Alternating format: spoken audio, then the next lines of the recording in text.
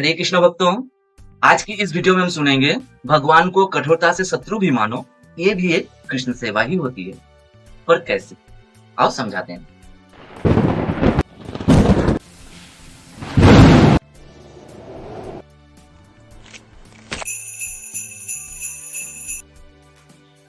जैसे हमारे इस समाज में कितने तरह के रिश्ते होते हैं ना, माता पिता के साथ संतान, पति पत्नी, प्रेमी आदि।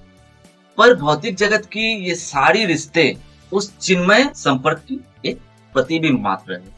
इस जगत की छवि को भगवान ने भगवत गीता के 15वें अध्याय में पुरुषोत्तम योग में समझाए इस तरह से। एक सरोवर के किनारे एक वृक्ष है, जिस वृक्ष की छाया सरोवर के जल पे बन रही है, जहां उस असल पेड़ को चिन्मय जगत और प्रतिबिंब को भौतिक जगत के रूप में वर्णन किए गए हैं। आपको ये तो पता ही है कि सरोवर की जल अगर जरा सा भी हिले तो वो प्रतिबिंब एक विकृत रूप में दिखेगी।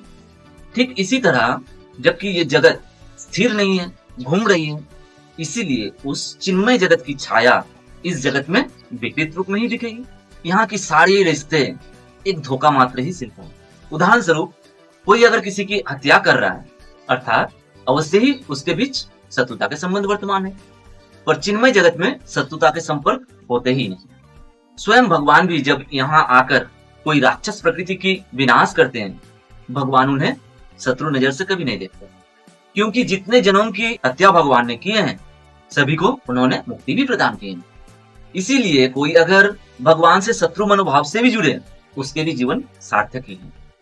पर शत्रुता करनी है तो परिपूर्ण रूप से करनी हो। एक भक्त या धार्मिक व्यक्ति जैसे सुबह उठते ही भगवान के दर्शन को जाते हैं, आपको सुबह से ही भगवान को गाली करते जाना है। मन में भय नहीं होना चाहिए कि मैं जगत की सृष्टिकर्ता को गाली दे रहा हूँ। परिपूर्ण पाप करते जाना है। बेवजह कमजोर लोगों पर अत्याचार करो, युद्ध प्रिय बन जाओ, खुद की ऐसी खौफ बनाओ ताकि स्वर्ग लोग ब्रह्म लोग सब कांपे तुम्हारी भय से। इतने पराक्रमी पापी बन जाओ कि स्वयं भगवान को आना पड़े तुम्हें मिटाने को, रावण, कंस, हिरण्यकशिपु आदि की तरह। भगवान की ऐसी शत्रु बनने की साहस तो होती नहीं। पूर्व जन्म के पुण्य के कारण, सर्व तरह की सुख जीवन में मिलने के कारण ये अनंत ज्ञानी की तरह बोलते फिरते हैं। यश, दौलत, शोहरत सब सिर्फ अपनी मेहनत से ही हासिल होती है।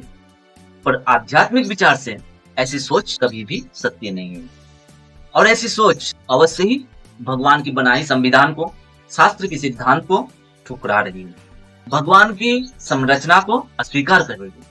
आपको ये भी पता है, आपकी तरह मेहनत और लगन से काम करने के बाद भी, आपसे ज्यादा उनमें ब्रिलियंसी और टैलेंट होने के बावजूद भी आपकी तरह ये सब कुछ उन्हें हासिल नहीं हो रहा है।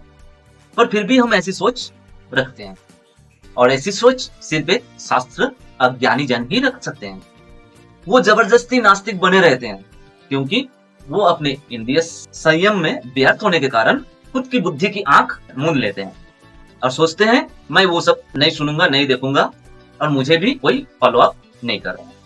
बंधुओं, खुद की बुद्धि की आंख बंद रख के कभी ये ना सोचो कि अज्ञान बस ही सही, मुझसे हुई शास्त्र विरोध इस कर्म की कोई हिसाब नहीं होगी। श्रीमद् भागवतम पढ़ के देखो, श्री कृष्ण के पिता नंद महाराज जी ने एक एकादशी के भोर में यमुना स्नान पे गए थे। गलत समझ से पानी में उतरते ही वरुण देव ने उन्हें, उनकी आत्मा को पकड़ लिए और उन्हें लेकर स्वर्गलोक गए।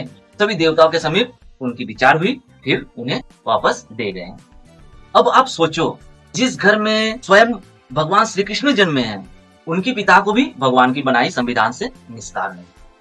फिर हम और आप क्या होते हैं? भगवान ऐसी लीलाएं करते हैं हमें कुछ ना कुछ संदेश और कुछ ना कुछ सिखाने के लिए, पर हम दोस्तों के मध्य बैठकर भगवान के उन्हीं लीलाओं को लेकर मजाकी बातें कर कर खिल्ली उड़ाते हैं, शास्त्र की बातों को मिथ्या मानते हैं। ये सब भयंकर अपराध होते हैं। अन्याय आचरण अगर हम करते हैं तो उसका दंडभोग हर किसी को अवश्य ही करना होगा, और इसके लिए भगवान की हस्तक्षेप की कोई जरूरत नहीं होती। उनकी बनाई प्रकृति इतनी शक्तिशाली है कि हमारे हर एक कर्म की साक्षी प्रकृति में वर्तमान कोई ना कोई देवता होंगे ही, जैसे वरुण देव, पवन देव, अग्निदेव, सूर्यदेव, चंद्रदेव आदि। मृत्यु पश्चात जब हमारी उसी कर्म की वजह से हमें यमलोक घसीट कर लिए जाएंगे, और हम उस कर्म को भूल चुके और उस कर्म को मिथ्या साबित करने की कोशिश करते हैं, तो उन्हीं देवताओं में से कोई आकर साक्षी भी देते हैं। भगवान के शत्रु रूपी पापी बनना है तो उन जैसे बनो। रावण खुद पर आक्रमण की छोटी सी आभास भी पाते थे तो तुरंत गाली करना शुरू करते थे। हे विष्णु, कायर की तरह छुप कर क्यों छल करता है? साहस है तो सन्मुख आ, फिर मैं तुझे अपनी बल दिखाता हूँ। कंस शिशु में ही कृष्ण को मार देना चाहते थे। उनकी शुद्ध ज्ञान ही विलुप्त हो चुकी थी पाप करते करते। उन्हें पता ही नहीं कि भगवान की पराक्रम छोटे या बड़े कद से मापी नहीं जाती। इसीलिए उन्होंने पुतना को भी भेजे थे उसको मारने के लिए। पर भगवान इतने करुणामय है कि उस पुतना को भी माता यशोदा की तरह समगति प्रदान कर दी, कारण पुतना ने उन्हें स्तन दान किए। और रावण, कंस आदि सभी को मुक्ति यानी बार बार जन्म लेना और मृत्यु होना, इस चक्कर से छुटकारा दिला दी। आश्चर्य हो, भगवान अपने शत्रु को भी मुक्ति क्यों प्रदान करते हैं? हाँ, भगवान की स्पर्श मात्र से ही मुक्ति मिल जाती है। पर भगवान अपने शत्रु और एक घोर पापी को भी किस लिए मुक्ति देते हैं? हमारे इस जगत की शत्रुता की प्रकार और चिन्मय जगत की शत्रुता की प्रकार संपूर्ण भिन्न होते हैं। आगे ही बोला हूं कि चिन्मय जगत में शत्रुता की संपर्क होते ही नहीं, वे किसी को शत्रु समझते ही नहीं। जैसे कोई पागल लोगों की चिकित्सा करने वाली डॉक्टर को कोई पागल कभी कभी भयंकर रूप से गाली देता है, कभी कभी मारने भी जाता है, पर कभी वो डॉक्टर उनकी ऐसी हरकत पर विचलित होते हैं, ना कि डॉक्टर भी उसकी तरह व्यवहार करने लग जाते हैं। कभी नहीं, डॉक्टर शांति से अपने इलाज करते जाते हैं। पर यह भी मत सोचो मित्रों कि भगवान से प्रेम करके भक्ति करने पर भी मुक्ति और घोर पापी बनकर भी मुक्ति, फिर भक्ति का इतना कष्ट क्यों करूं?